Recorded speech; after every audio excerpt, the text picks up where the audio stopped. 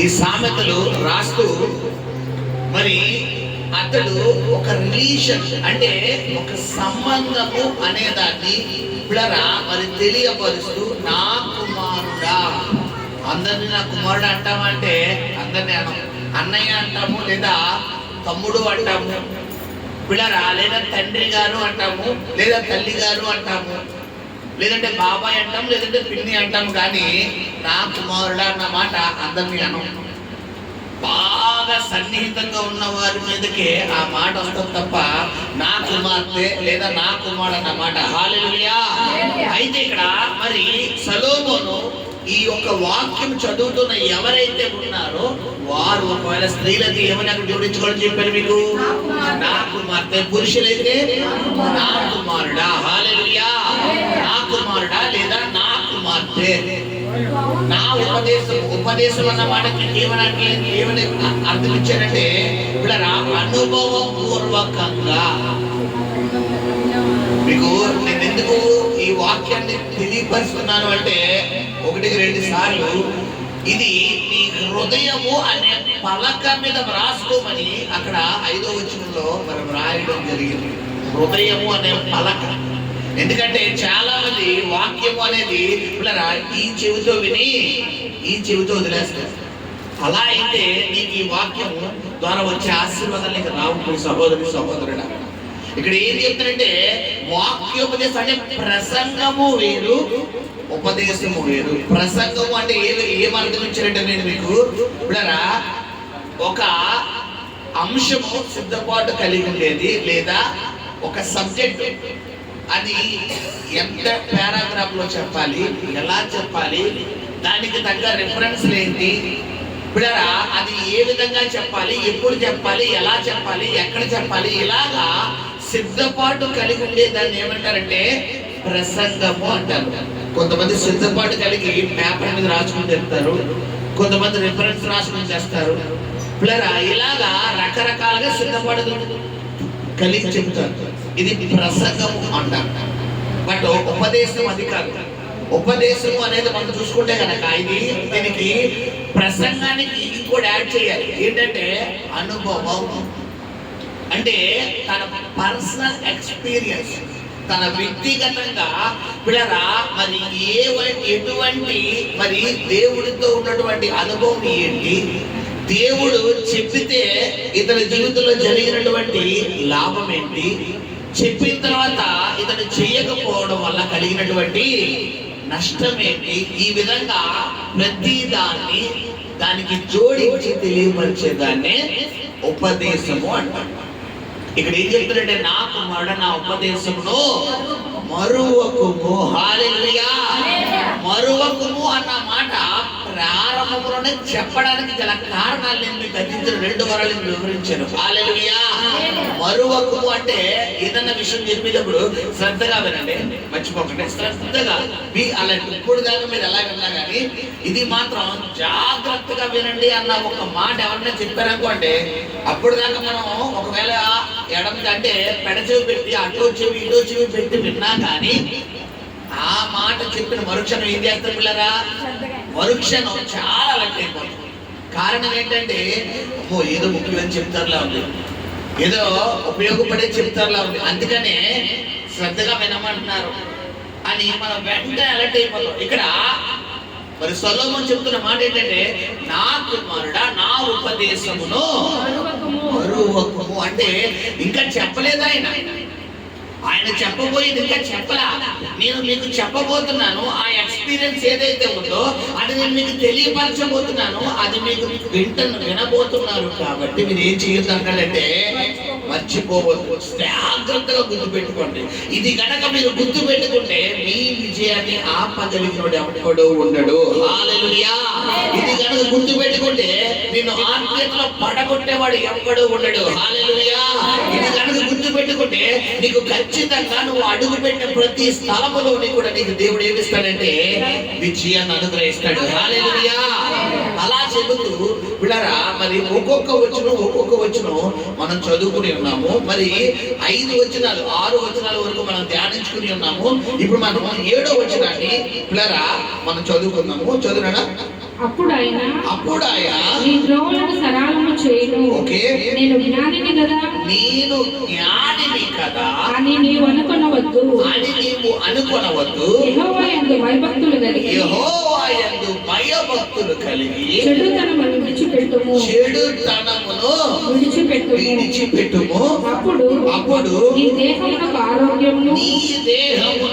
ఆరోగ్యమును నీ ఎముకలకు సత్వమయు కలుగును. హల్లెలూయా. ఇక్కడ గమనించండి పిల్లరా, ఒక్కొక్క వచనాన్ని వివరిస్తూ ఇక్కడ మనం చదువుకుంటే గనక 7వ వచనంలో పిల్లలు చెప్తారు, నేను జ్ఞానిని కదా నువ్వు అనుకోవద్దు. ఈ వచనం రాసింది ఎవరంటే సొలొమోను గారు. ఎందుకంటే మీకు మేము ప్రారంభంలో చెప్పాను, ఎక్స్పీరియన్స్ తో రాసింది. ఎందుకంటే భూప్రపంచంలో ఎవరికి ఇవ్వలేనంత జ్ఞానం దేవుడు ఎవరికి ఇచ్చాడంటే బైబిల్లో సొలొమోనుకి. ఎందుకంటే అతడు ముందు అంత జ్ఞానవంతుడు లేడు, అతని తర్వాత ఇప్పుడు పుట్టలేదు, పుట్టడం కూడా. ఎందుకంటే అది దేవుడు ఇచ్చిన వరం.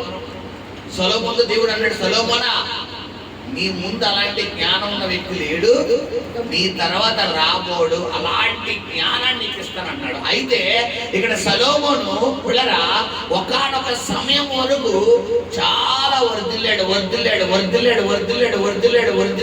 అయితే ఒక లెవెల్కి వెళ్ళిపోయిన తర్వాత సొలొమోనుకి ఏమొచ్చేసిందంటే గర్వం వచ్చేసింది. బైబిల్లో నాశనానికి ముందు ఏం నడుతుందంటే గర్వం. చాలా మంది పిల్లలు ఆత్మీయతలో పడిపోవడానికి గల కారణం పిల్లల గర్వం. చాలా మంది వ్యాపారంలో, ఉద్యోగంలో, జీవనోపాధిలో, పనిపాట్లో పడిపోవడానికి గల కారణం గర్వం. కొంతమందికి డబ్బు ఉందని గర్వం, కొంతమందికి అధికార బలం గర్వం, కొంతమందికి అందం ఉందని గర్వం, కొంతమందికి సొసైటీలో గర్వం, కొంతమందికి క్యాస్ట్ గర్వం, కొంతమందికి పిల్లరా మరి ఆదాయం గర్వం. నాకేంటి, నాకు డబ్బులు ఉన్నాయి, నాకేంటి అని ఒక గర్వం. ఇలాగా ఒక్కొక్కరికి ఒక్కొక్క గర్వం. అయితే ఇక్కడ కొంతమందికి తెలివితేటలు ఉన్నాయని గర్వం. ఇక్కడ అందుకని చెప్తాడు సొలొమోను, నా కుమారుడా నేను జ్ఞానిని అని నువ్వేమవద్దు అన్నాడు, గర్వపడద్దు, నువ్వు అనుకోనవద్దు, నువ్వు జ్ఞానిని నువ్వు అనుకోవద్దు. ఒకవేళ నువ్వు అనుకున్న మరుక్షణం నువ్వు ప్రమాదంలో పడదు. గమనించండి. ఎందుకంటే చాలా మంది ఏం చేస్తారంటే పిల్లరా వారికి ఉన్న కొన్ని తెలివితేటలు ఎవరైనా మెచ్చుకున్నప్పుడు అయ్యే బాబు ఏం తెలివితేట, ఏం ఐడియా ఇచ్చాం అనగానే వెంటనే వారిని నోట్లోకి రావాల్సిన మాట ఏంటంటే నాదేముంది, దేవుని కృప, దేవుడు ఆ టైంకి నాకు ఆలోచన ఇచ్చాడు, లేకపోతే నేనే పాటి నాకంత జ్ఞానం ఎక్కడిది అని చెప్పాలి. అలా చెబితే మన జ్ఞానం ఇంకా ఏమవుతుందంటే ఇంప్రూవ్ అవుతుంది, ఇంకా పెరుగుతుంది. అలా కాకుండా కొంతమంది అంటారు పిల్లరా వారి మాట ఏమాత్రం వాళ్ళు కొంచెం పొగిడినా, వాడిని హెచ్చించినా, వారి నోట్లో తెచ్చే మాట ఏంటంటే అఫ్కోర్స్ చిన్నప్పటి నుంచి నాకు అలాంటి జ్ఞానం అనుకో, ఎప్పటి నుంచి ఇప్పుడేం చూసో, ఇది వరకు అయితే ఇంకా తెలివితేటలుండి ఇప్పుడు ఏదో మధ్య వరకు వచ్చేస్తుంది, ఇప్పుడు ఏదో అంతంత మాత్రం తెలివితేటలే అని కొంతమంది వారిని వారు పొగుడుకుంటారు. ఇక్కడ సొలొమోను చెప్తున్న మాట ఏంటంటే పిల్లరా నా కుమారుడా నీకు జ్ఞానం ఉందని అనుకోకయ్యా. ఒకవేళ నేను తెలివితేటలు ఉన్నాయి, నాకు జ్ఞానం ఉంది, నాకేంటి అని నువ్వు అనుకుంటే నువ్వు ప్రమాదంలో పడతావు. ఇక్కడైతే చెప్తున్నాడు, నేను జ్ఞాని నన్ను అనుకోనవద్దు అని చెబుతూ ఎందుకు అనుకోవద్దు అంటానంటే చదువు మాట తర్వాత కంటిన్యూషన్. యెహోవా యందు భయభక్తులు కలిగి చెడుతనము విడిచిపెట్టుము. దేన్ని విడిచిపెట్టాలంట? యెహోవా యందు భయభక్తులు. మీకు ఎప్పుడు నేను చెప్తాను, ఇవన్నీ జంట పదాలు. భయ భక్తు, మంచి చెడు, సూర్య కష్ట నష్ట సుఖాలు, ఇవన్నీ జంట పదం. ఇందులో ఏ ఒక్క పదము లేకపోయినా ఇంకో పదానికి అర్థం లేదు. మంచి ఉన్న ప్రతి చోట ఏముంటదంటే చెడు ఉంటది. పిల్లరా కష్టం ఉన్న ప్రతి చోట ఏముంటదంటే సుఖం ఉంటది. ఈరోజు నువ్వు కష్టపడుతున్నావేమో, ప్రభు వాక్యం ఏముందంటే నువ్వు ఎంతైతే కష్టపడుతున్నావో అంతకు తగ్గ సుఖాన్ని దేవుడు త్వరలో ఇవ్వబోతున్నాడు. హల్లెలూయా. ఎంతైతే ఇప్పుడు ఏడుస్తున్నావో అంతగా త్వరలో దేవుడి నోట నుండి నవ్వివ్వబోతున్నాడు. హల్లెలూయా. ఎంతైతే బాధపడుతున్నావో అంతగా దేవుడు నిన్ను ఆనందంలో నడిపించబోతున్నాడు. హల్లెలూయా. ఎంతైతే అనారోగ్యంతో ఉన్నావో అంతగా దేవుడు నీకు ఆరోగ్యాన్ని ఇవ్వబోతున్నాడు. హల్లెలూయా. అయితే ఇక్కడ గమనించండి, ఈ యెహోవా అన్నట ఏం కలిగి ఉన్నాడంటే భయభక్తులు. చాలా మంది దేవుని యందు భయభక్తులు అంటే పిల్లరా, మరి చాలా మంది అనుకునే విధానం ఏంటంటే చర్చికి వెళ్ళకపోతే ఏమన్నా అయిపోద్ది, ప్రార్థన చేయకపోతే ఏమన్నా అయిపోద్ది, వాక్యం చదవకపోతే ఏమన్నా అయిపోద్ది, లేదంటే ఇంకోటి అని ఎక్సెట్రా అని ఈ విధంగా భయం కలిగి ఉంటారు. నిజం చెప్పాలంటే దేవుడు మన దగ్గర నుంచి ఆశించేది ఆ భయం కాదమ్మా. భయం అనేది మీకు ఎప్పుడు తెలియపరుస్తారు. రెండు రకాలు. ఒకటి పిల్లరా, మనము దేవుడి దగ్గర నుంచి పనిష్మెంట్ అంటే ఏదైనా శిక్ష వస్తుందని భయపడేది, అదొక భయం. రెండవ భయం ఏంటంటే పిల్లరా, దేవుడి దగ్గర ఉండే భయం. రెండవ భయం అంటే ప్రేమతో కూడిన భయం. అంటే ఎలా అంటే ఉదాహరణకు ఆదివారం ఆరాధన తీసుకోండి. ఏ ఆరాధన పిల్లరా? ఆదివారం ఆరాధన తీసుకోండి. ఆదివారం పిల్ల లేదా శుభకార్యం, ఏదో మెచ్యూరి ఫంక్షన్, ఏదో పెళ్ళో, ఏదో బర్త్డే ఫంక్షన్, ఏదో దగ్గర మన ఇంట్లో వాళ్ళు, మన కుటుంబస్తులు ఎవరో ఒకరు ఆదివారమే తగిలింది. అదే ఆదివారం ఆరాధన.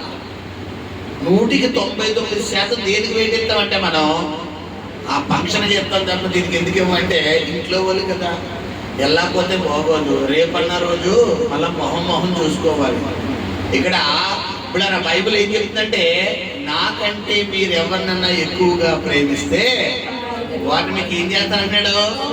దూరం చేస్తాను. రెండోది ఏంటంటే శత్రువులు చేసేస్తాడు. ఇప్పుడు పిల్లరా, నువ్వు ఉత్తప్పుడు Yesayya I love you, Jesus I love you అంటే కుదరదు. బైబిల్ అది క్రియలేని విశ్వాసము మృతము వ్యర్థము. ఇప్పుడు నువ్వు నిజంగా యేసయ్యని ప్రేమిస్తున్నావని చెప్పే టైం ఎప్పుడంటే ఇలాంటి పిల్లరా బాగా షార్ట్ గా ఉన్నటువంటి టైంలో. ఇప్పుడు చెప్పాలి, నేను ఫంక్షన్కి వస్తాను కానీ ఎప్పుడు ప్రార్థన అయిపోయిన తర్వాత అదేంటి అప్పుడేమో పర్వాలేదు, నేను రావడం కావాలి అంతే కదా, కావాలంటే ఆ టైంకి నేను వచ్చి కనబడతాను అని చెప్పాలి.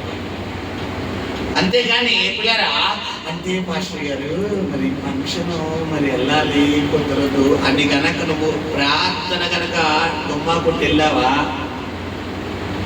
దేవుడి వాక్యం ఏం చెబుతుందంటే పిల్లరా, నువ్వు దేవుడి యందు భయం లేనట్టు, తద్వారా నీకు వచ్చే ఆశీర్వాదం నువ్వే చేతుల రావు.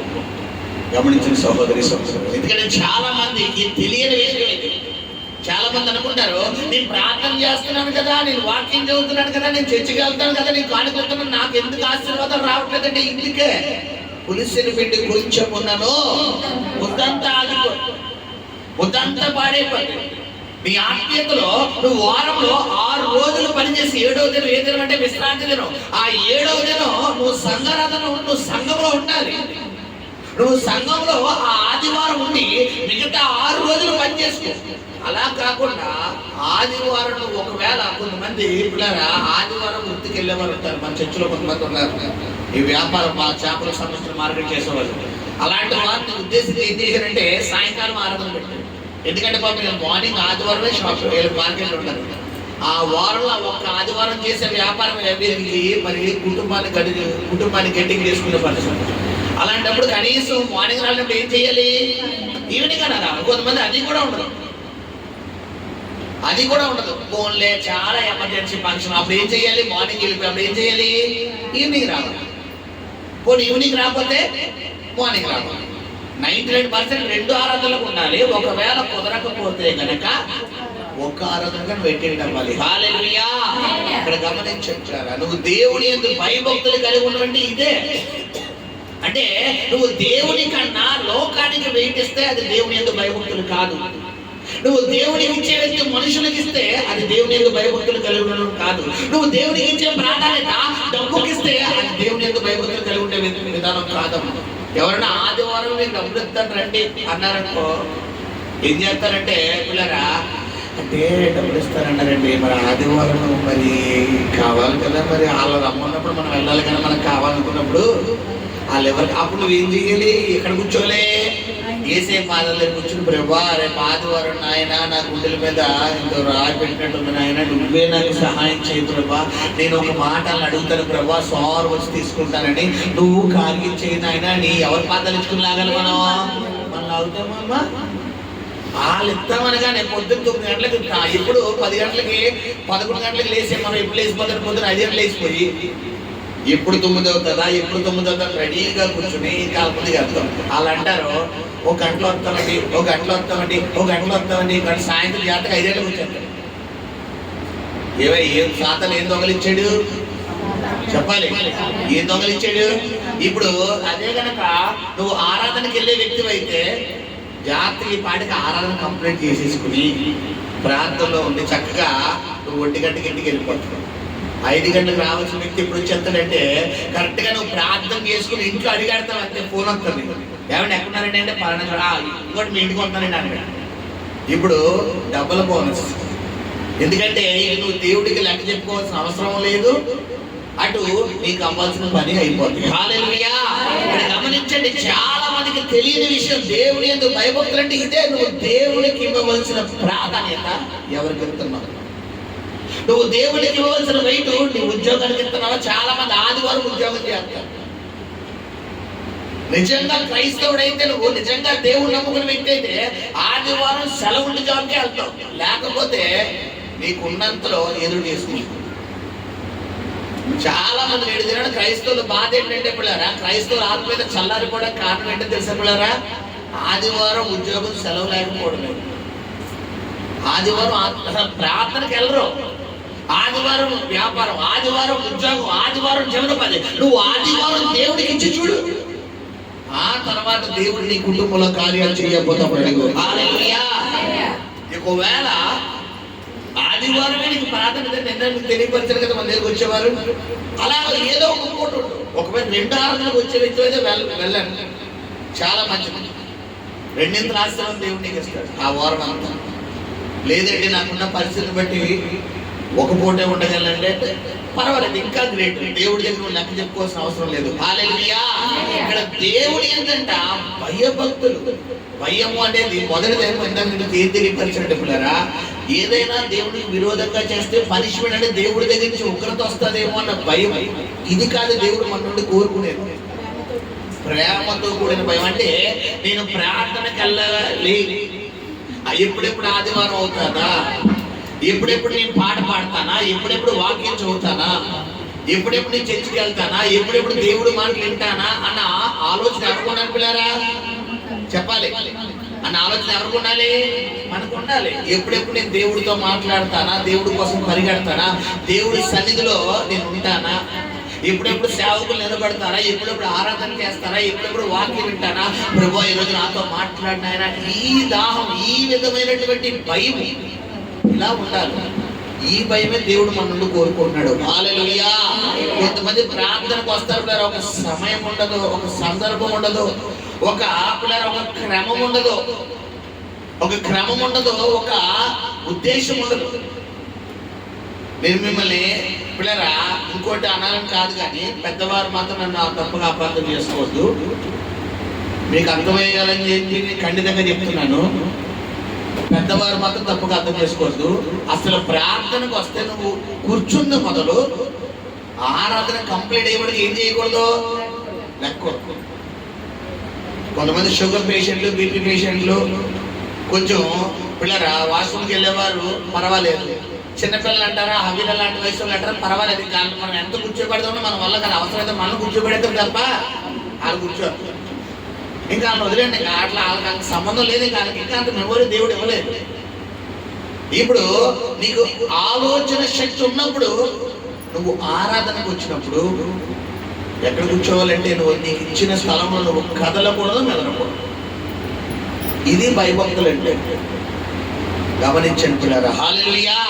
అందుకనే ప్రసంగి గ్రంథంలో ఇదే సొలొమోను చెప్తున్నాడు 5వ అధ్యాయంలో, నువ్వు దేవుడు మందిరమునికి వెళ్ళినప్పుడు నీ ప్రవర్తన ఎలా చూసుకోవాలంట? జాగ్రత్తగా ఉంచుకో.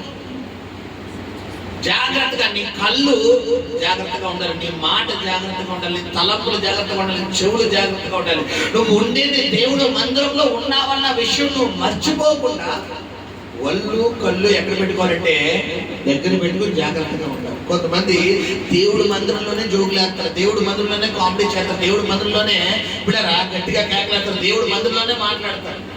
నీకు ఏ విధమైనటువంటి సరదా, ఏ విధమైన విషయాలున్నా మందిరం దాటి బయటికి వెళ్ళాక నువ్వు చూసుకోవాలి.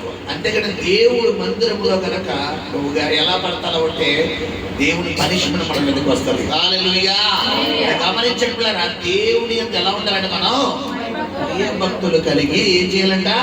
చెడుతనమును విడిచిపెట్టుము. చెడుతనమును విడిచిపెట్టు. నీవు దేవుడి దగ్గర మరి నేను చెప్పినటువంటి రెండవ రకమైనటువంటి భయము అంటే, నేను ప్రార్థన చెయ్యకపోతే, నేను పాపము చేస్తే, నేను వాక్యం చదవకపోతే దేవుడు బాధపడతాడు అనే భయం నీకు ఉన్నప్పుడు నువ్వు చెడు మార్గంలోకి వెళ్తావా అంటే వెళ్ళవు.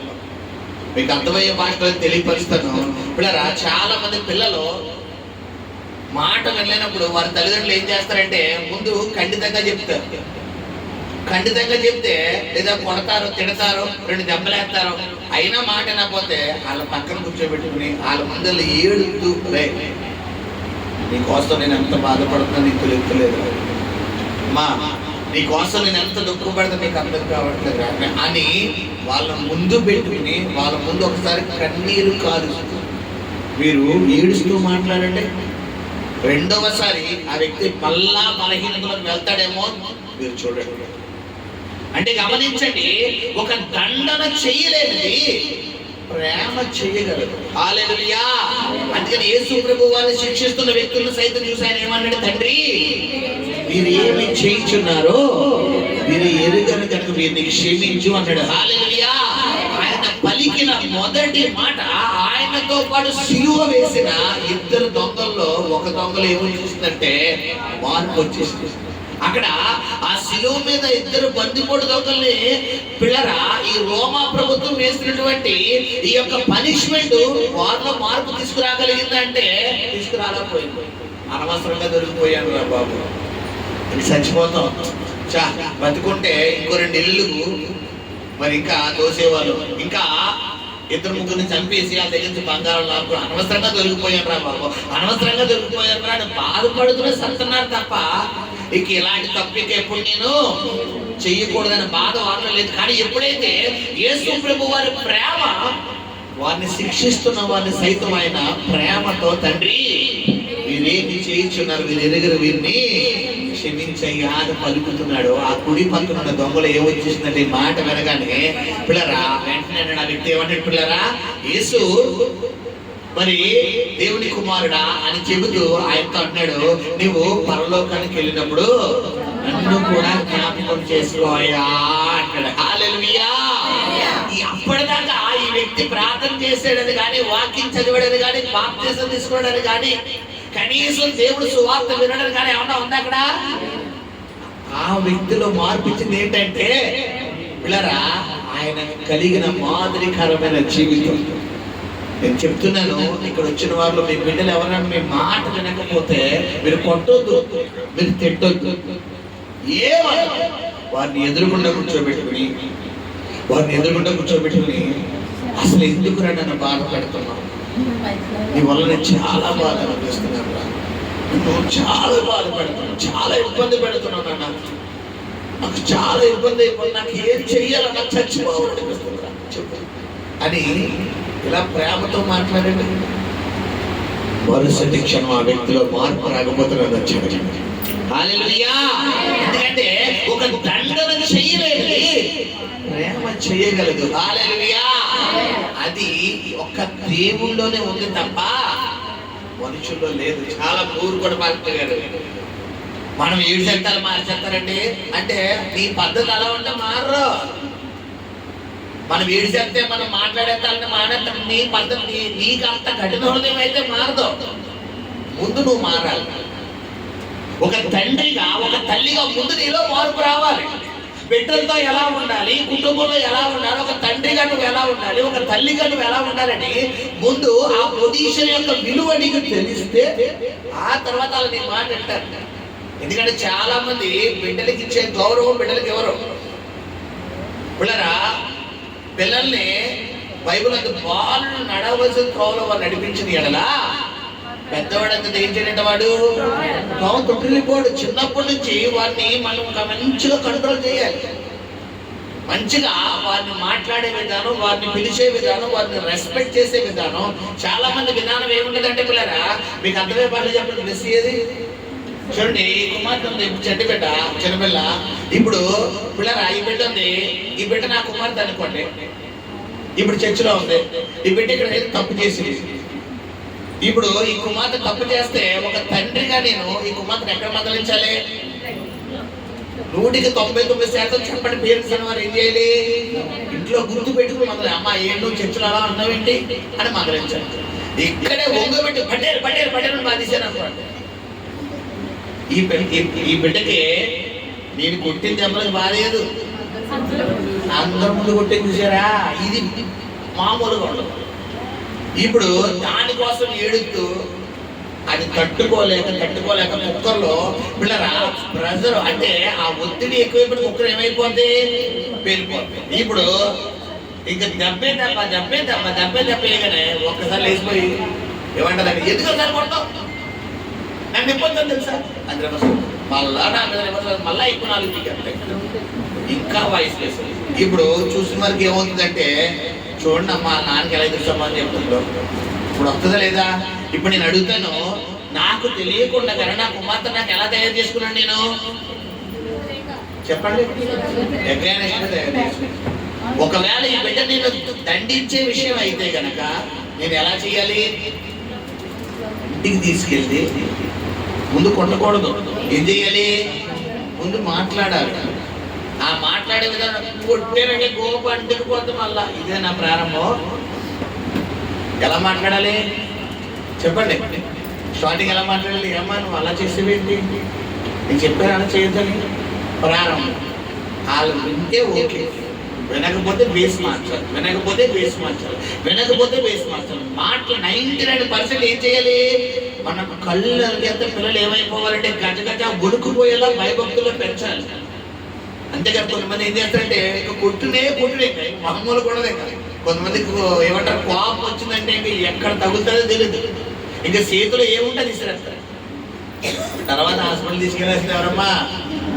మళ్ళీ ఎంత లేచిపోద్ది? కూర్చోండి తల్లి, ఎంత లేచిపోద్ది? 1000 లేచి. ఇప్పుడు నీకు తెలియకుండా ఎంత రాసి పెట్టుకున్నావు? గమనించట్లేరా, నువ్వు దేవుని యందు గనక నువ్వు భయభక్తులు కలిగి ఉంటే గనక చెడుతనాన్ని ఏం చేస్తావు? విసర్జిస్తావు. ఏది చెడు ఏది మంచి దేవుడు నీకు ఆలోచన ఇస్తాడు. ఇక్కడ ఆ ఆలోచన అనేది నీకు ఉన్నప్పుడు దేన్నైనా ఏం చేయగలుగుతావంటే జయించగలుగుతావు చెప్తాడు. నెక్స్ట్ చదువుకున్నాడు, చెడుతనమును విడిచిపెట్టుము, అప్పుడు నీ దేహమునకు ఏం కలుగుతుందంట? ఆరోగ్యం. హల్లెలూయా. ఇక్కడ గమనించట్లేరా, చాలా మంది నాకు ఆరోగ్యం కోసం ప్రార్థన చేయండి పాస్టర్ గారు, నాకు ఆరోగ్యం బాగోట్లేదు ప్రార్థన చేయండి పాస్టర్ గారు, నాకు మంచి ఆరోగ్యం ఉంటుందా ప్రార్థన చేయండి పాస్టర్ గారు. నేను అంటాను సరేనమ్మా, ఎందుకంటే పిల్లరా హాస్పిటల్కి పేషెంట్ వచ్చినప్పుడు ట్రీట్మెంట్ ఇవ్వడం ఎంత ప్రాధాన్యమో, మరి బలహీనతతో దేవుడి మందిరానికి విశ్వాసం వచ్చినప్పుడు అతన్ని బలపరచడం కూడా అంతే ప్రాధాన్యం. ఇక్కడ ఒకవేళ నువ్వు బలహీనంగా ఉన్నావా, నీకు అంతమానం బలహీనత వస్తుందా? అయితే ఇక్కడ ప్రభు చెప్తున్న మాట ఏంటంటే, నువ్వు దేవుని యందు భయభక్తులు కలిగి ఉన్నావు. భయభక్తులు కలిగి చెడుతనాన్ని విసర్జించాలి. చెడుతనము అంటే దేవునికి ఇష్టం కానిది ఏదైతే ఉందో అదే చెడుతనం. దేవుడు వద్దు అన్నది ఏదైతే ఉందో అదే చెడుతనం. దేవుడు వెళ్ళొద్దు అన్నది ఏదైతే ఉందో అదే చెడుతనం. దేవుడు మాట్లాడద్దు ఏదైతే ఉందో అదే చెడుతనం. ఇక్కడ అది చెప్తాడు, యెహోవా యందు భయభక్తి చెడుతనం విసర్జించుము, అప్పుడు ఆయనకి ఏమిస్తారంట? నీ దేహమునకు ఆరోగ్యమును, ఎముకలకు సత్తువ. అంటే నేటి దినాన చాలా మందికి పిల్లరా బలహీనతలు రావడం గల కారణం ఎముకల్లో ఏముంటలేదంటే బలం ఉంటలే, ఎముకల్లో బలం ఉంటలేదు. అందుకే చాలా మెడిసిన్ వచ్చేస్తున్నాయి, ఆయుర్వేదం అంటూ అయ్యంటూ ఇయ్యంటూ ఆ మెడిసిన్ అంటే ఆ ట్యాబ్లెట్లు వేసుకోండి, ఈ ట్యాబ్లెట్లు వేసుకోండి, అవి వేసుకుంటే మీకు ఎముకల్లో ఆరోగ్యం వచ్చేస్తుంది అంటారు. ఇవన్నీ తర్వాత నువ్వు దేవుని యందు కనుక భయభక్తులు కలిగి ఉంటే నీకు మంచి ఆరోగ్యం ప్రభు ఇస్తానంటున్నాడు. రెండవది నీ ఎముకలు ఏమిస్తానంటాడమ్మా? సత్తువ. హల్లెలూయా. అంటే నువ్వు ఎలా పరిగెట్టినా, నువ్వు ఎలా గెంతినా, ఎన్నిసార్లు దూకినా కానీ నీ ఎముక ఏమవుదో? చెట్లదు. కారణం అది. అంటే నీకు దేవుడు నీ ఎముకల్లో మంచి గట్టిదనం ఉండాలి అంటే, నీకు దేవుడు మంచి ఆరోగ్యం ఇవ్వాలంటే నువ్వు దేవుని యందు ఏం కలిగి ఉండాలంటే భయభక్తులు చూడండి, మనకు మామూలుగా కామన్గా వచ్చే జ్వరము, దగ్గు, రొంకపోతు చెప్తలేదు నేను. కొంతమందికి దీర్ఘకాల వ్యాధులు వస్తాయి పిల్లరా, దీర్ఘకాల వ్యాధులు. ఆ దీర్ఘకాల వ్యాధులు నీకు రాకూడదు అంటే నువ్వు దేవుని ఏం కలిగి ఉండాలంటే భయభక్తులు కలిగి ఉండాలి. హల్లెలూయా, హల్లెలూయా. తర్వాత చదువురా. నీ రాబడి అంతటిలో ప్రథమ ఫలమును నీ ఆస్తిలో భాగమునిచ్చి యెహోవాను ఘనపరచుము. అదిగోడు. చాలా మందికి ఇవి నడిచో తెలుసా మీకు? దశమ భాగం గురించి కానీ ఇలాంటి వచనాలు కానీ ఏంటి మాస్టర్ గారు, ఆస్తిలో భావించేలా ఏదో కానుకమంటే ఇస్తాం ఆస్తిలో భావించేది నేను చెప్పడం లేదు, బైబిల్ చెప్తుంది. ఏంటంటే నీ రాబడి అంతట్లో ప్రథమ ఫలం అన్నా దశమ భాగం అన్నా ఈక్వల్ ఉండేది. మనం కష్టపడిన దానిలో మొదటి ఫలం ఎవరిదంటే దేవుడు. మన పల్లెటూరులో చూసుకుంటే పిల్లరా, చాలా మంది పల్లెటూరులో పిల్లల సంఘాలకి ఏం చేస్తారంటే, కొంతమంది ఏదైనా గుడ్లు పెడితే ఏం చేస్తారంటే ఫస్ట్ గుడ్డు ఎవరిది? దేవుడు. ఏదైనా పంటలో పిల్లల కూరగాయల దాంట్లో ఏదైనా ఫస్ట్ కోత ఏదైనా వచ్చినా కొన్ని వంకాయలు పడినా, బెండకాయలు పడినా, దొండకాయలు పడినా, టమాటాలు పడినా, బంగాళం ఏది పడినా ఫస్ట్ పంట ఎవరికంటే దేవుడి. సేలో ఏదైనా ఫస్ట్ కోసింది ఎవరికంటే దేవుడి. ఒకవేళ నువ్వు ప్రథమ ఫలం ఇవ్వలేని పక్షాన బైబిల్ ప్రకారం మనకి కూడా ఏం చెప్తున్నాడంటే పిల్లరా, 10వ భాగం ఎవరికి ఇవ్వాలంట? దేవుడికి ఇవ్వాలి. హల్లెలూయా. నువ్వు కష్టపడితే 10వ భాగం నువ్వు దేవుడికి ఇవ్వాలి. నీకు ఆశీర్వాదం కావాలి, నీకు దీవెన కావాలి అంటే అయితే ప్రథమ ఫలం లేదా దశమ భాగం, ఈ రెండిట్లో ఏదోడు చెయ్యాలి. ఈ రెండిట్లో రెండు చేయని మాస్టర్ గారు నాకు ఆశీర్వాదం వచ్చేట్టు రాదు, నీకు ఆశీర్వాదం రాదు. ఎందుకంటే బైబిల్లో క్లియర్ కట్గా ఉంటుంది. నీ కష్టార్జితమును ఆశీర్వదించాలి, నీ కష్టార్జితమును దీవించాలంటే నువ్వు కష్టపడిన దాంట్లో 10వ భాగం నీది కాదు, అది దేవుడు. నువ్వు ఇచ్చి ఏం చేయమన్నాడంటే ఆయన, ఇశ్రాయేలు ప్రజలు ఐగుప్తు నుంచి కనాను దేశం వారు బయలుదేరి వెళ్ళినప్పుడు అనేక మార్లు నీరు లేదని దేవుడు శోధించారు, మాంసం లేదని దేవుడు శోధించారు, ఆహారం లేదని శోధించారు. అత్తమాను మాకు మన్నాయే పెడతావా మోషేకి, మాకు అది లేదా ఇది లేదని శోధించారు. అత్తమాను శోధించడం అలా శోధించడం చేత దేవుడు ఎన్నో మార్లు వారిని మొత్తి చంపేస్తున్నాడు. అక్కడ శోధిస్తే మొత్తి చంపిన దేవుడే. బట్ మలాకి 3:10 వస్తే ఏం చెప్తున్నాడంటే ఇచ్చేయమన్నాడు. అంటే ఎంత వెయిట్ ఇస్తున్నాడో దశమ భాగాన్ని దాన్ని బట్టి అర్థం చేసుకుంటున్నారు. నీ రాబడిలో ప్రథమ ఫలం. మన వివరంగా చెప్పాలంటే ఆకాశంలో పక్షులు ఎవరివి? దేవుడివి. సముద్రంలో జీవులు ఎవరివి? బిడ్డరా, భూమి మీద ఉన్నటువంటి సమస్త జీవవృక్ష ఫలాలన్నీ అవి ఎవరివి? సమస్త సృష్టి అంతా ఎవరిదే? మరి దేవుడికి ఎందుకండి అంటే నీవు కలిగిన దాన్ని ఆశీర్వదించాలి అంటే దేవుడికి ఇవ్వాలంటే అది దేవుడి చట్టం. అవి ఈ లోక సంబంధంగా కొన్ని చట్టాలు ఎవరైతే ఉన్నాయో పిల్లరా మన లీగల్గా, అలాగే ఆత్మ సంబంధంగా కొన్ని చట్టాలు ఉన్నాయి. ఆ చట్టాలని నువ్వు కాదనడానికి నీకు ఏం లేవంటే రైట్స్ లేవు. అది చెయ్యాలంటే అది కన్ఫామ్ గా నువ్వు చెయ్యాలి. హల్లెలూయా. మొదటిగా రాబడి అంతట్లో ప్రథమ ఫలం అంట. రెండవదిగా నీ ఆస్తిలో భాగం. చాలా మంది ఆస్తిలో భాగం అంటే ఇంట్లో కొడుకు కూతురు ఉంటే లేదంటే కొడుకులు ఉంటే వారికే రాస్తారు. బైబిల్ ఏం చెప్తుందంటే పిల్లరా, నీ ఆస్తిలో భాగాన్ని కూడా ఎవరికి ఇవ్వాలంటే దేవుడికి ఇవ్వాలి. ఇది ఎక్కడో ఎవరో కానీ చేయదు. ఆ మనసు కూడా దేవుడు ఇవ్వాలి. ఎందుకంటే అపోస్తల కార్యాలు మనం చూసుకుంటే కనుక పిల్లరా, మరి సంఘం విస్తరిస్తున్న కొలది పిల్లరా, సంఘంలో గొప్ప గొప్ప అద్భుతాలు జరుగుతున్న కొలది పిల్లరా, అనేకులు దేవుని యందు విశ్వాసం ఏం చేశారంటే వారు కలిగిన ఇల్లు పొలాలు అన్ని అమ్మి అపోస్తల పాదాల దగ్గర తీసుకొచ్చి పెట్టారంటే పిల్లరా, తీసుకొచ్చి పెట్టారంట. ఎవరైతే పెట్టారో పెట్టిన వారందరి యొక్క అవసరతలు పిల్లరా క్రీస్తు మహిమలో దేవుడికి ఇచ్చారంట. హల్లెలూయా.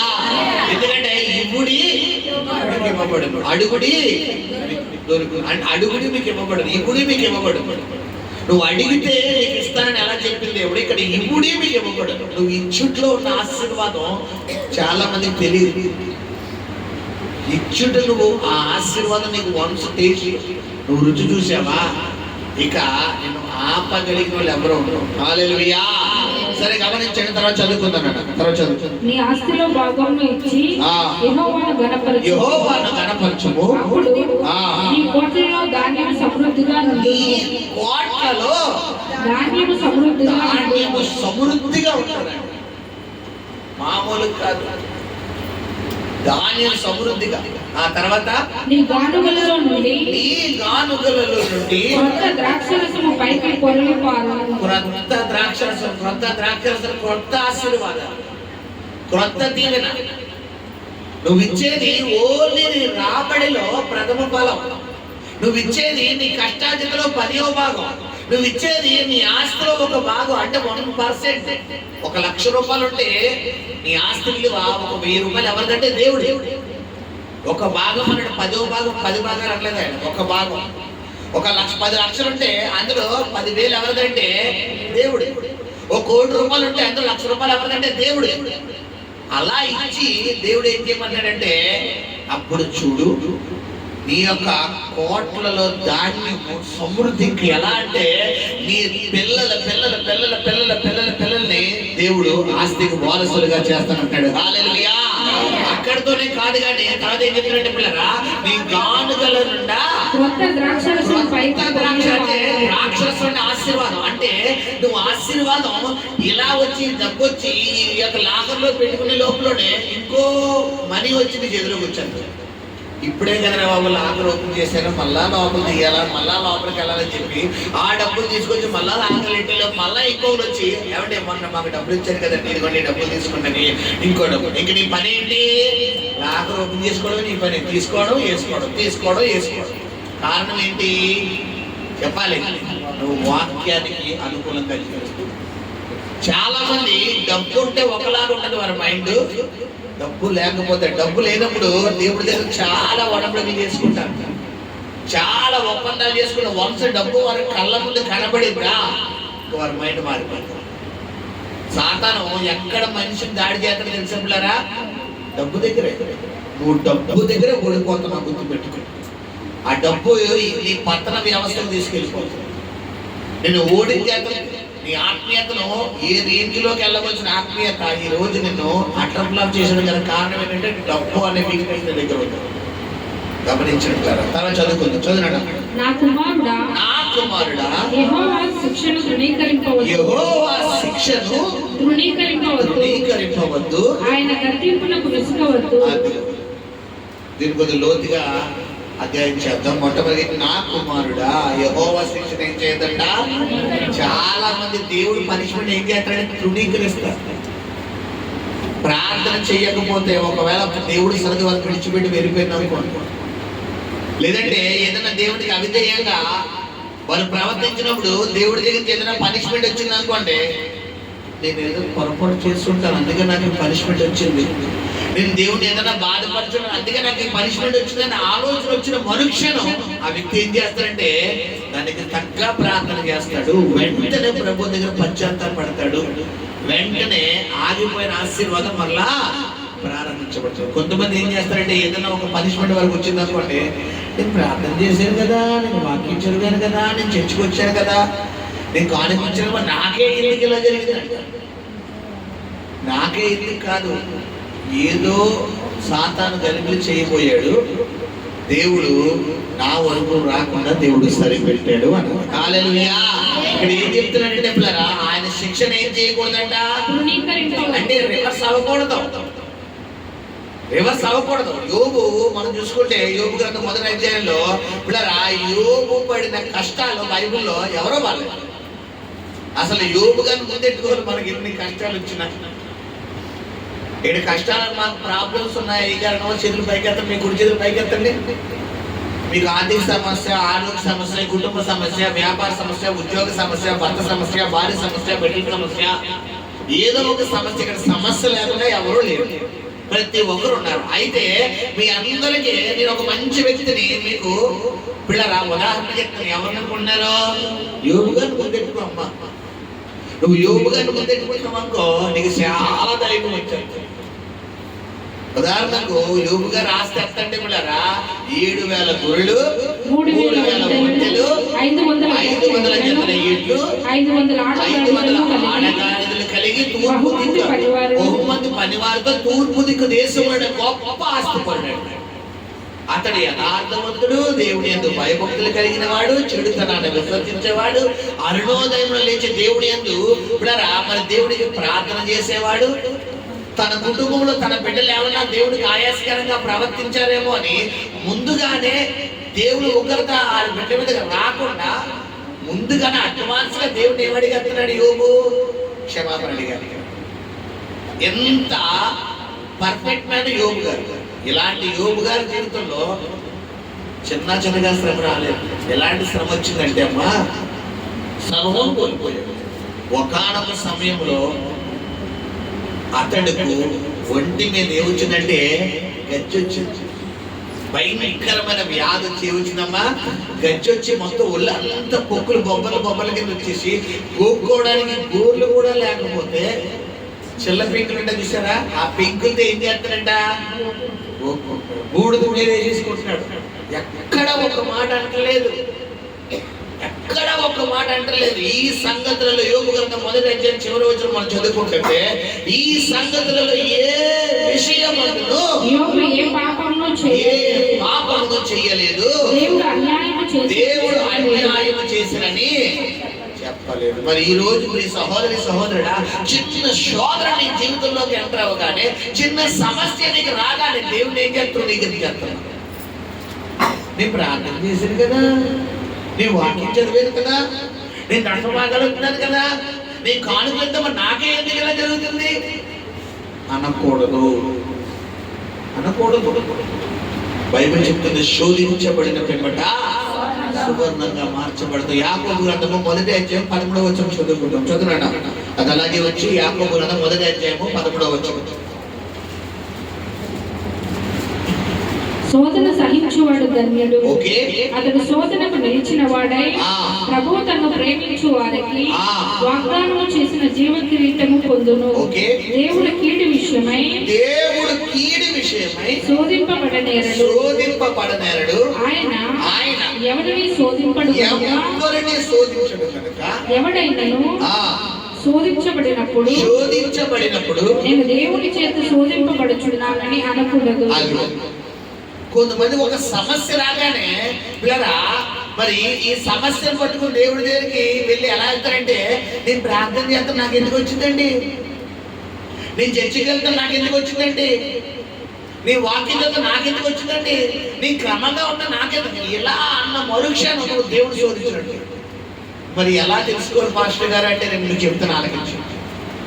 నీకు ఏదైనా ఒక శోధన వచ్చినప్పుడు ఆ శోధన కూడా దేవుడు ఏం చేయకూడదు అంటే, ఇక్కడ దేవుడు తృణీకరించకూడదు అంటే నువ్వు చేయవలసిన విధానం ఏంటంటే, ఉదాహరణకు ఏదో ఒక సమస్య నీ ఇంటి ముందు వచ్చి నిలబడి, ఇప్పుడు ప్రభు దగ్గరికి వెళ్ళి ఎలా కూర్చోవాలంటే, ప్రభువా నేను ఏమన్నా నేను బాధపరిచానా ఆయన, మొన్న ఏమన్నా నేను బాధపరిచానా, ఈ వారంలో ఏమన్నా నేను బాధపరిచానా, ఈ రోజు ఏమన్నా నేను బాధపరిచానా, ఈ నెలలో ఏమన్నా నేను బాధపరిచానా, గతించిన 6 నెలల్లో నేను ఏమన్నా బాధపరిచానా, నా చూపు ద్వారా, నా మాట ద్వారా, నా తలంపుల ద్వారా, నా ఆలోచన ద్వారా, నా భావం ద్వారా, నా క్రియల ద్వారా నేను ఏమన్నా బాధపరిచానా, నాకు ఒక్కసారి జ్ఞాపకం చేయను ఆయన అని అడిగిన మరుక్షణ ప్రభునికి ఏం చేస్తాడు, జ్ఞాపకం చేస్తాడు. జ్ఞాపకం బాబు, అవును కదా ప్రభా, నాకు తెలియకుండా నా నోడుతో ఆ రోజున ఎలా మాట్లాడానా ప్రభా, తప్పు అయిపోయింది ఆయన, ఇంకెప్పుడు అలా మాట్లాడలేదు. అవునా ప్రభా, అలా వెళ్ళానా, నిజమే ప్రభా, అది నీ చిత్తం కాదు కదా, నేను అలా మాట్లాడడం నీ చిత్తం కాదు కదా, నేను అలా కోపపడడం నీ చిత్తం కాదు కదా, అందుకనే ఈ సమస్య వచ్చిన, అందుకనే శాసనాన్ని అవకాశం ఇచ్చాను ప్రభా, ఇప్పుడే నాయన నేను క్షమాపణ అడుగుతున్నాను, ఈ శోధన నా దగ్గర నుంచి ఏం చేయను ఆయన తీసేయ్యా అని అడిగి నువ్వు పశ్చాత్తాపడిన మరుక్షణం ఆ శోధన నుండి ఏం చేస్తనే బయటికి వెళ్ళిపోతుంది. హల్లెలూయా. ఇది దేవుడి దగ్గర నుంచి అడిగే విధానం. మనం వెళ్తాం రివర్స్ గేర్లు వెళ్తాం. ఇప్పుడు ఎవరికన్నా ఒక దెబ్బ కొట్టినప్పుడు బాధ వెళ్ళిందా అన్నావనుకో ఎలా ఉంటుంది, తగిలినోడి దెబ్బ ఎలా ఉంటుందో ఆ రివర్స్ అయితే మనకు అలా ఉంటుంది. బాగా తగిలిందంటే ఒకసారి నీ పని చెప్తాను, ముందు కొట్టుతాను కొట్టడం. బాగా తగిలిందా అన్నాం అనుకోండి, ఈ నీ చేస్తాను ముందు రావడం. ఇప్పుడు చాలా మంది ఏం చేస్తారంటే పిల్లరా, సమస్య వచ్చిన తర్వాత దేవుడి జరిగి నాకు ఎందుకు జరిగింది, నేను చర్చికి వెళ్తున్నాను చెప్పండి, వాక్యం చదువుతాను, ప్రార్థన చేస్తాను, దశభాగాలు వెళ్తున్నాను, ఇది కరెక్ట్ కాదు. నీ జీవితంలో కొన్ని శోధనలు వస్తున్నాయి అంటే నిన్ను ఇంకా దేవుడు చిక్కుదామని. హల్లెలూయా. ఎప్పుడు నేను చెప్తుంటాను ఒక వాక్యము, పిల్లరా, ఒక శిల్పకారి ఒక రెండు బండరాయిలు తీసుకున్నాడు. రెండు రాయిలు తీసుకుని తన దగ్గర ఉల్లి తీసుకుని ఆ శిల్పం చెక్కడం మొదలెట్టాడు. ప్రారంభ శిరస్సు దగ్గర నుండి చెక్కడం మొదలెడితే దాని దగ్గర నుంచి కేకలు వినబడతాయి, బాబోయ్ అబ్బోయ్ అని కేకలు వినబడతాయి.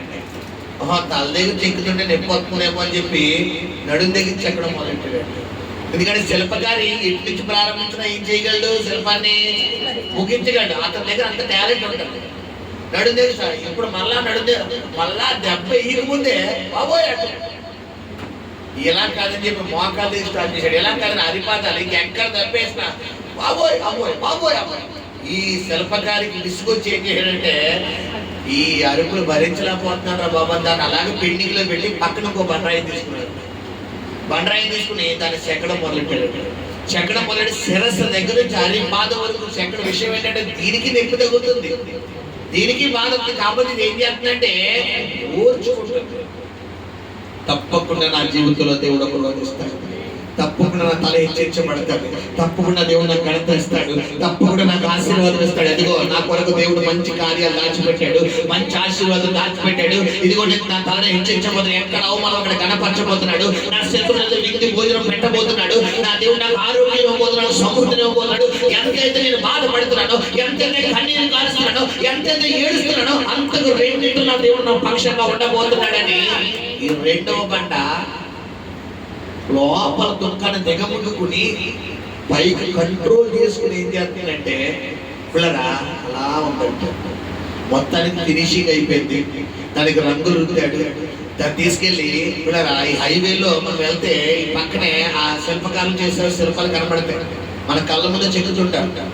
పిల్లరా ఆ చెక్కిన శిల్పాలు చూడగా మనకు చాలా మన హైవే కడిపు అది వెళ్ళే దారిలో అంటే చూసారా, వైఎస్ రాజశేఖర రెడ్డి, ఎన్టీఆర్ గారిది, ఇంకా పిల్లల జవహర్లాల్ నెహ్రూ కొన్ని శిల్పాలు ఉంటాయి, పెద్ద పెద్ద శిల్పాలు. మనకు కావాలంటే వాడు రంగులు ఉద్దేశించేస్తారు.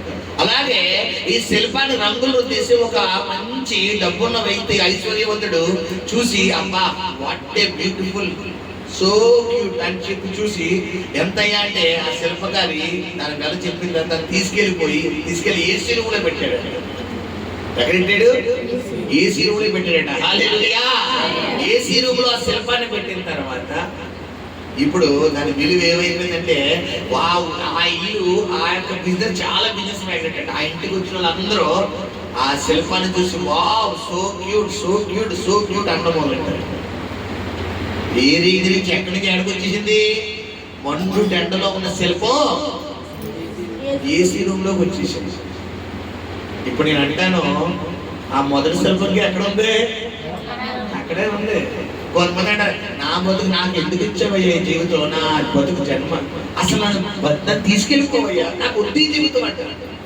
ఇప్పుడు నేను అంటాను, ఇక లైఫ్ లో ఆ శిల్పకారి ఆ ఉల్లి తీసుకుని పులరా ఆ యొక్క రాయి నుంచి చెయ్యేస్తాడా, టచ్ చేస్తాడా? అసలు కారణం ఏంటి? దాని జీవితం దాని పొజిషన్ ఎక్కడ ఉంటుంది? అక్కడే. ఎండకి ఎండుతుంది, వానకి దొరుకుతుంది. కొంతమంది జీవితాలు ఇస్తాయి. దేవుడి దగ్గర నీకు వస్తున్న శ్రమలను బట్టి దేవుడు నీకు ఒక మాదిరికరమైన జీవితం నేర్పించాలి. దేవుడు నీ సాక్ష్యాన్ని బట్టి 10 మందిని దేవుడు నేను ఆయనకి కనెక్ట్ చేసి నీ సాక్షిగా 10 మందిని ప్రభు దగ్గర నడిపించాలనే ఉద్దేశంతో నీ శిల్పాన్ని బట్టి, ఇప్పుడు నేను చెప్పిన ఎగ్జాంపుల్ ప్రకారము ఆ చూసిన వారు ఏమంటే మీరు ఎక్కడ కొన్నారండి అని అడుగుతారు. గ్యారెంటీ అడుగుతారా లేదా? మనం ఏదన్నా ఎవరిని ఇంటికి వెళ్ళినప్పుడు ఏదైనా సేంటర్ ఏదైనా బొక్కే లేదంటే ఏదన్నా పిల్లరా విలువైన ఏదైనా చూసినప్పుడు మీరు ఎక్కడ కొన్నారని అన్నమాట అడుగుతామా లేదా? మనకు అది కావాలనుకుంటే ఏం చేస్తాం? అడిగి ఆ ప్లేస్ కొనుక్కుని అడిగి కొడుకు తెచ్చుకోవచ్చు. ఇప్పుడు నేను అంటాను, సేమ్ అలాంటి శిల్పే మాకు కావాలండి అని వాళ్ళ ఇంటికి వచ్చే వాళ్ళందరూ అడుగుంటారా లేదా?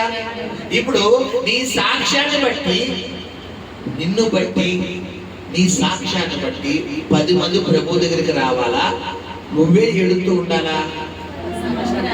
చెప్పాలి. 10 మంది. మరి 10 మంది దేవుడి దగ్గరికి రప్పించే ఒక ఆయుధంగా నువ్వు ఉండాలి అంటే ముందు నీకున్న శ్రమలు ఏం చేయాలి? నువ్వు తట్టుకోవాలి. హల్లెలూయా. చిమ్మగిల్లు కళ్ళలోన కన్నీరంత కాలం, కష్టాల బాటలోన సాగదు పయనం. చిమ్మగిల్లు కళ్ళలోన కన్నీరంత కాలం, కష్టాల బాటలోన సాగదు పయనం. విడుదల సమీపించెను, నీకు వెలుగు ఉదయించెను. విడుదల సమీపించెను, నీకు వెలుగు ఉదయించెను. చెమ్మగిల్లు కళ్ళలోన కన్నీరంత కాలం, కష్టాల బాటలోన సాగదు పయనం.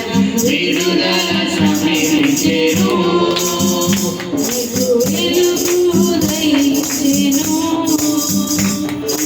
విడుదల సమీపించెను, నీకు వెలుగు ఉదయించెను. నీవు సినానిందకు ప్రతిగా పూదండ ప్రభువు యేసునే. నీవు సినానిందకు ప్రతిగా పూదండ ప్రభువు యేసునే. మొదట నీ స్థితి కొంచెమే ఉన్నా, తుదనూరు స్థితి పొందెనులే. మొదట నీ స్థితి కొంచెమే ఉన్నా, తుదనూరు స్థితి పొందెనులే. విడుదల సమీపించెను, నీకు వెలుగు ఉదయించెను.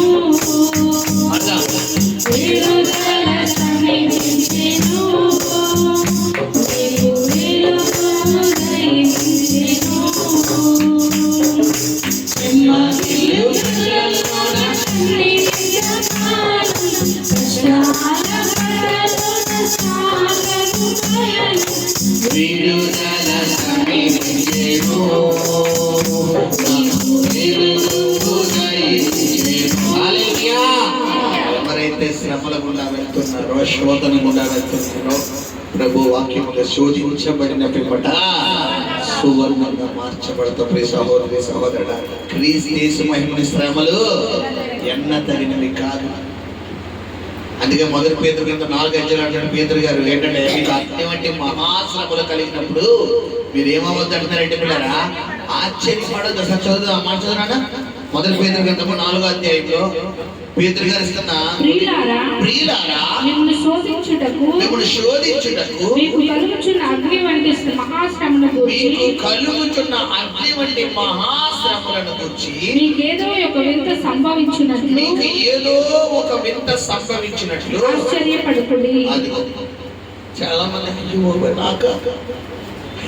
నాకు వచ్చిందా అంటారు. ఇక్కడ ఆల్రెడీ నువ్వు ఎప్పుడైతే బాప్తిసం తీసుకున్నావో, ఎప్పుడైతే దేవుని సొంత రక్షకుడిగా అంగీకరించావో, నీకు ఒక ప్యాకేజ్ వచ్చేస్తారు. ఆ ప్యాకేజ్ ఏంటంటే ఎలాంటి శ్రమకైనా తట్టుకునే శక్తి నీకు ఇస్తాడు దేవుడు. అయితే దాన్ని మనం ఏం చేయాలంటే యూజ్ చేయాలి. మీకు అర్థమైన భాషలో చెప్తాను. ఎంతమంది ఇంట్లో ఇక్కడ వాషింగ్ మిషన్ ఉంది చెప్పండి? మాకు వాషింగ్ మిషన్ ఉంది అన్నమాట. వాషింగ్ మిషన్ లో ఆప్షన్ ఎన్ని ఇస్తాడమ్మా? డ్రై వాష్ ఇస్తాడు, వాటర్ వాష్ ఇస్తాడు, హాట్ వాటర్ వాష్ ఇస్తాడు. పిల్లరా ఇంకా మనం తడి బట్టలు మనం ఉతికేసి కావాలంటే అందరూ వేసుకుని ఆరబెడేస్తాడు. ఆ ఆప్షన్ ఇస్తాడు, అన్ని ఆప్షన్లు ఇస్తాడు. మనం వాడేది ఏంటో తెలుసా? ఓన్లీ ఉతకడం, జాడించడం, ఆరేది ఇదే వాడతాం. ఇప్పుడు మిగతా అన్ని ఉన్నట్ట లేనట్ట ఉన్నా మనం ఏం చెయ్యో వాడో. అది ఇంత లిస్ట్ చెప్తాడు. రగ్గులకైతే ఇలా కొట్టండి, తెల్ల బట్టలకైతే ఇలా కొట్టండి, కటిన్లకైతే ఇలా కొట్టండి, ఏమంటారు బ్లాంకెట్స్ అయితే ఇలా కొట్టండి, జీన్ పెన్లకైతే ఇలా కొట్టండి. మనం అన్ని కొడతామా చెప్పండి? ఒకే బాధుడు. ఏదైతే ఉందో టక్ మన వాటర్ ఆన్ చేస్తాం. పిల్లరా ఏం చేస్తాం? నార్మల్ వాష్ అది కూడా అంతే, ఇంకా మొత్తం తిరిగి చక్రం. మనకు పని అవడం కావాలి. అన్ని మనకి ఎందుకు వచ్చింది, ఇదే కదా జీన్స్ ప్యాంట్ ఏదైనా అదే పట్టే, అలాగని కొత్త కూడా మానేస్తుంది అది.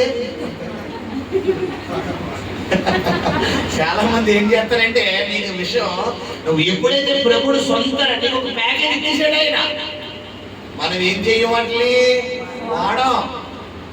ఆ వాషింగ్ మిషన్ ని వాడం అంతే. నువ్వు వాడే విధంగా వాడితే, నీకు జీన్ ప్యాంట్లు మురికి పోవాలంటే జీన్ ప్యాంట్లు ఆప్షన్ వాడాలి. మనం వాడతామా? మనం ఏ ఆప్షన్ వాడతాం? Normal option. అవన్నీ ఎందుకు ఆ బ్లాంకెట్ కి సంబంధించిన మురికి పోవాలంటే బ్లాంకెట్ ఎలా ఉతకాలో అందులో ఆప్షన్ పెట్టాడు ఆ మిషన్. ఆ లోపల ఉన్నటువంటి దాన్ని ఏమంటారు పిల్లరా, ఏదైతే ఉందో ఆ చక్రం, అది గుండ్రంగా అది ఎంత స్పీడ్ లో తిరిగితే ఆ మురికి పోతుందో అని తెలుసు. ఆల్రెడీ ఆప్షన్ పెట్టు ఇచ్చాడు. మనం ఏం చేస్తాం, వాడతామా? మనం నార్మల్గానే పెట్టేసి మురికి పోవట్లేదండి. ఎందుకు పోతుంది మురుకు? నువ్వు వాడే విధంగా వాడితే పోతుంది. నువ్వు దేవుడి దగ్గర ప్రార్థన చేసే విధంగా ప్రార్థన చేస్తే నీ సమస్య పోతుంది. కానీ మనం చేస్తామా? మనకు అన్నిటికీ వచ్చే ప్రార్థన పిల్లరా, ఒకటే ప్రార్థన దేవుడి దగ్గర. అలా అయితే కుదరదు. గమనించండి, ఇక్కడ ప్రభు చెబుతున్న మాట ఏంటంటే, పిల్లరా, నా కుమారుడా, ఆయన శిక్షణ ఏం చేయొద్దు, తృణీకరించదు. నీకు ప్రజెంట్ వస్తున్న సమస్యను తృణీకరించుకో, రిజెక్ట్ చేయొద్దు. రాని ఏమవుతుందో రాని నా దేవుడు చూసుకుంటాడు. రాని నా దేవుడు చూసుకుంటాడు. లోకంలో ఒకసారి తెగించినోడికి తిట్టేలేదు, రావాలి. రాని నిందన రాని, పోరాటాలు రాని, తిట్ల రాని ఏదో శాస్త్రం లోకంలో ఉన్నారు. నిండా మునిగినోడికి సరేంటి. ఇప్పుడు నిండా మునిగినోడు తీసుకొచ్చి కూలింగ్ వాటర్ అయినా అంటే ఏమంటాడు? మంచి చలికాలం. మా నాన్నగారు చిన్నప్పుడు మేము అజ్జీలుగా ఉన్నప్పుడు ఈ గోదావరి తీసుకెళ్ళిపోయి పొద్దున్న 3 గంటలు ఎప్పించేవారు.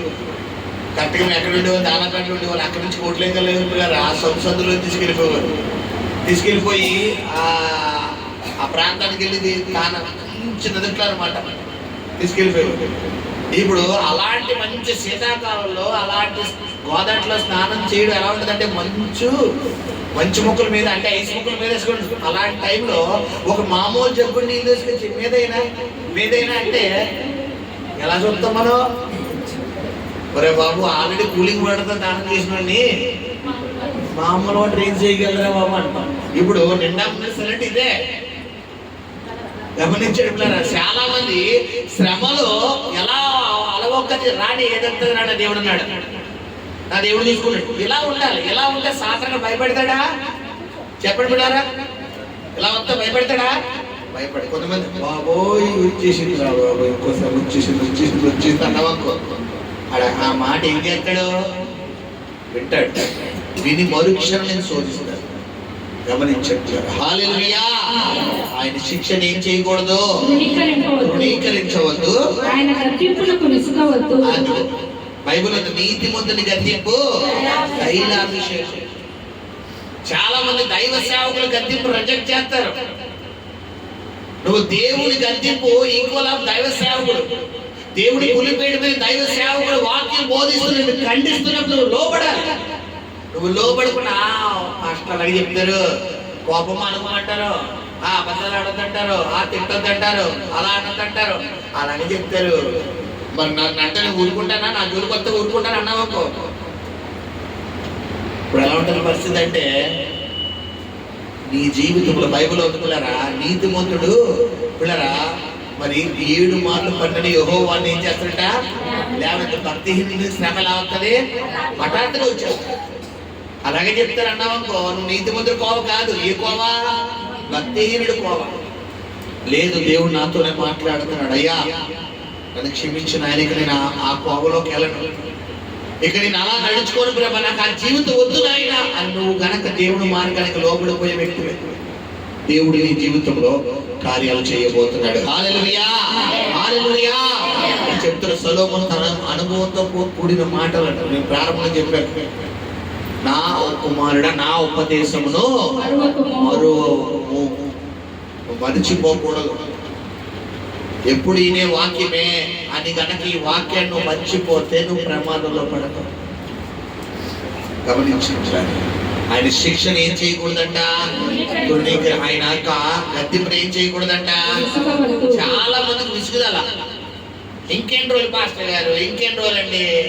10 సంవత్సరాల బట్టి అనుభవిస్తానండి, 5 సంవత్సరాల బట్టి అనుభవిస్తానండి, 20 సంవత్సరాలు పెళ్లి చేసుకున్నప్పుడు దానికి మనశ్శాంతి లేదండి, ఇంకెన్ని రోజులండి అంటే ఓర్చుకోదా? అదో కొన్ని శిల్పాలు వెంటనే రెడీ అయిపోతాయి, కొన్ని శిల్పాలు ఏమవుతాయి, టైం పడుతుంది. వర్షవస్త్రం శిల్పం ఎక్కడ అవుతుందమ్మా చెప్పండి? మంచి ఎండ ఉన్నప్పుడు శిల్పం ఎక్కడ అవుతుందా? ఇప్పుడు శిల్పం చెక్కాలంటే ఏం చేయాలి? అటు ఎండ కాకుండా ఇటు వాన కాకుండా ఏదో అటు ఇటుగా ఉంటారు వాతావరణం. మంచి సూర్యుడు అంటే మీకు వచ్చేసిన తర్వాత ఈ శిల్పగారు పట్టుకుని టక్కమని చెప్తాడా? ఆ శిల్పం ఎలా అయిపోతుంది? ఎండకి మంచి ఏడిగా మంచి కాలిపోతుంది, ముట్టుకుంటే కోడిగుడ్డ ఆమ్లెట్ వేస్తే కోడిగుడ్డ ఆమ్లెట్ అయిపోతుంది. అది కొంతమంది దగ్గరగా మండిపోతారు. నాకే వస్తే కష్టం, నాకే ఎప్పుడు అలాంటి రోజుకి వెళ్ళి వాకింగ్ చెప్పండి, మొత్తం కుక్కరు పేలిపోతుంది కదా. ఇప్పుడు కొంతమంది ఏంటంటే ప్రెస్టేషన్ ఎక్కువ. నువ్వు ప్రెస్టేషన్ అవ్వకూడదు, ప్రెస్టేషన్ అవ్వకూడదు. గమనించండి సార్ నీ జీవితంలో. మనకు ఉదాహరణగా బైబిల్లో ఎంతో మంది ఉన్నారు, ఆయన శిక్షణ ఏం చేయకూడదు, నువ్వు తృణీకరించి వద్దు, రాని ఏమవుతుంది రాని, ఏ శ్రమ వస్తుంది రా, నా దేవుడు ఉన్నాడు, నా దేవుడు చేస్తాడు, నా దేవుడు చూసుకుంటాడు. పాస్టర్ గారు మీకేంటి బాగానే చెప్తారండి, మా పొజిషన్ ఆల్రెడీ ఉండొచ్చానమ్మా. స్టార్టింగ్ ఏదో మామూలుగా 4 మాటలు నేర్చుకుని 4 బైబిల్ చదివేసి 4 వాక్యాలు చదివి వచ్చేలేదు. 15 సంవత్సరాలు చదువుతారంటే చుట్టూ చూపించారు, మిక్సీలు వేసేసాడు ఆయన. ఎంతమంది కొత్తిమీర అంటే ఇష్టం? ఇక్కడ కొత్తిమీర పచ్చడి చెప్పండి అమ్మా. కొత్తిమీర పచ్చడి ఇష్టం లేని వాళ్ళు ఎవరైనా ఉంటారండి? ఎవరో ఉండరు. కొత్తిమీర పచ్చడి, అందుకని కొద్దిరంగ పచ్చడి కాదు, కొత్తిమీర పచ్చడి చాలా మందికి ఇష్టం. కొత్తిమీర పచ్చడి అన్నావా ఇష్టం అన్నా ఒకసారి మీకు కూర్చొని మళ్ళీ పైకి ఎత్తండి. మీ అందరికీ ఇప్పుడు నేను వెళ్ళేటప్పుడు ఒక కొత్తిమీర కట్టేస్తాను, నా కళ్ళ ముందు తినేస్తారా? ఏమ్మా ఇష్టం అన్నారు కదా, పచ్చడి చేసుకుంటున్నారా? అబ్బాయి తెలియదు మరి కదా. కొత్తిమీర మిక్సీలో వేసి దానికి సంబంధించిన మిగతా ఐటమ్స్ ఏవైతే ఉన్నాయో అవన్నీ వేసి, రా ఐటమ్స్ అన్నీ వేసి అవి అప్పుడు మిక్సీలో కొడితే అది మిక్సీ అయ్యాక ముద్ద అయ్యాక అప్పుడు వేసుకుని తింటే దాని రుచి. ఎగ్జాక్ట్గా నిన్ను కూడా ఇప్పుడు శ్రమలని మిక్సీలో వేసాడే. నువ్వు ఒక కొత్తిమీర కట్టాలన్నమాట, నువ్వు ఒక కరివేపాకు కట్ట, నువ్వు ఒక కొద్దిపాకు కట్ట. అది విషయం మీకు అర్థమయ్యే బాగా చెప్తున్నా, అట్టుమంటే రోడ్లో పెట్టినట్టుగా. ఇప్పుడు ఆ కొత్తిమీర కట్టనే మిక్సీలో వేసి, మిక్సీ ఎవరు ఇక్కడ చెప్పాలి? ఏసై అనే మిక్సీ, ప్రీతి మిక్సీ, గంగా మిక్సీ కాదు, ఏసై అనే మిక్సీ. ఆ మిక్సీలో వేసుకున్నాడు ఆయన, వేసుకుని తిప్పుతున్నాడు. మనం ఏం చేస్తాం? అవి కొద్ది ఒకేసారి చూసేస్తావా? కొద్ది తిరిగాక మూత వేస్తాం, అయితా లేదా మొత్తం. మళ్ళీ గడి తీసుకుని ఏం చేస్తాం? మళ్ళీ తిప్పుతాం, మళ్ళా కొద్ది నీళ్ళు వేస్తాం, మళ్ళీ 5 వేసి వస్తాం, మళ్ళీ తిప్పుతాం, మళ్ళీ 5 4-5 సార్లు తిప్పి అప్పుడు తీసి పక్కన పెడతాం. ఇంకా 5 రాష్ట్రం చూస్తామా? ఎందుకు? మైండ్ మిక్స్ అయిపోతుంది. ఇప్పుడు ఆయన కూడా చూస్తాడు, ఒక్కొక్కరు ఒక్కొక్కలాగా. కొంతమంది కొత్తిమీరలు ఉన్నారు అక్కడ, కొంతమంది కొద్దినాకులు ఉన్నారు, కొంతమంది కరివేపాకులు ఉంటారు. నిన్ను శ్రమలనే ఆ సుడిగుండాల్లో అందులో వేయడానికి గల కారణం ఏంటంటే, రేపొద్దున్న నువ్వు ఒక మంచి పిల్లరా, మీ భాషలో చెప్పాలంటే ఆ పిక్కిల్లాగా పచ్చళ్ళ తయారయ్యే తర్వాత దాన్ని అన్నంలో వేసుకుని చక్కగా నూనె కానీ నెయ్యి కానీ తగిలించుకుని తింటే చికెన్ కర్రీ పని చేస్తుందా ముందు? చెప్పండి అమ్మా, బిర్యానీ పని చేస్తుందా? కారణం ఏంటి?